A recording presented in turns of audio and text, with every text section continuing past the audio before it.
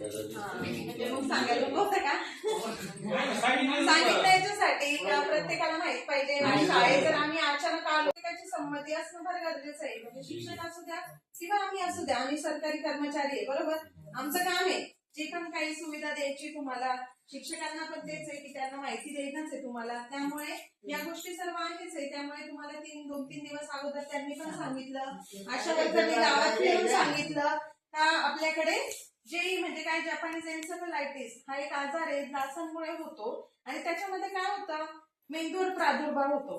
तो डास जर चावला आणि लहान मुलांना सगळ्यात पहिले काय होतं, इन्फेक्शन लवकर होतं. कोणतंही असू द्या, सर्दी खोकला ताप मुलांना जास्त होतो. त्यांच्या प्रमाणात आपल्याला होतो का? नाही होत बरोबर. आता बऱ्याच वर्षांपासून पोलिओची लस चालू आहे, सगळ्यांना माहिती आहे. लहान मुलांना झाल्याबरोबर लसीकरणाला घेऊन जातात सर्व बरोबर ना, कोणत्या वाडीचा असू द्या कुठलाही असू द्या. तसंच ही लस पहिले काय होती, ही लस खूप महाग आहे. आणि दुसरी गोष्ट सगळ्यांना देणं शक्य नव्हतं बरोबर. आपल्यासारखे लोक, तुम्ही असू द्या का आम्ही असू द्या, एवढी महागडी लस देणार का? नाही. मग काय व्हायचं, का सगळ्यांना भेटत नव्हती. प्रायव्हेटला जाऊन लोक, जे सुशिक्षित लोक आहेत ते पैसे वगैरे भरून ती लस घेत होते.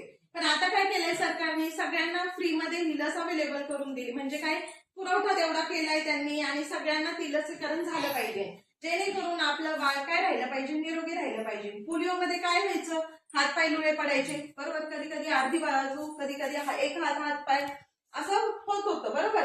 त्यामुळे आता सगळ्यांमध्ये जनजागृती झाली, आपला मुलगा अपंग व्हायला नको, त्यामुळे आपण पोलिओची लस घ्यायला लागलो. हे मी उदाहरण याच्यासाठी सांगते का लसीकरण का महत्वाचं आहे बरोबर. तशीच आता ही लस जर दिली नाही, सांगता येत नाही हा आपल्याकडे डास आहे रे, आपण काय परीक्षा करतो का, हा डास कोणता आहे बाबा, हा मलेरियाचा आहे का, हा डेंग्यूचा आहे का, कसला आहे बरोबर.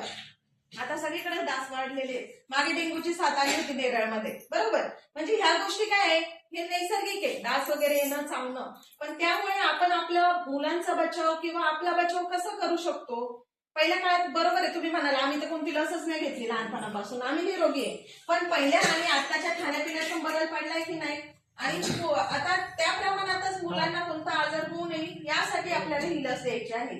आणि ती लस जर नाही घेतली, तुमच्या मनावर आहे, आम्ही काही तुम्हाला फोर्स करू शकत नाही बरोबर. पण उद्या तुम्ही काय म्हणाल का मॅडमने आम्हाला कोणती माहिती नाही दिली आणि आम्ही त्यामुळे ही लस दिली नाही.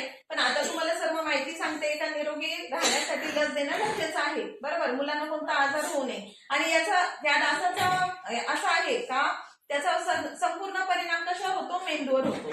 जेणेकरून बाळाला, आता मेंदू काय, आपलं पूर्ण शरीराचं काम मेंदूवर आणि हृदयावर चालतं बरोबर.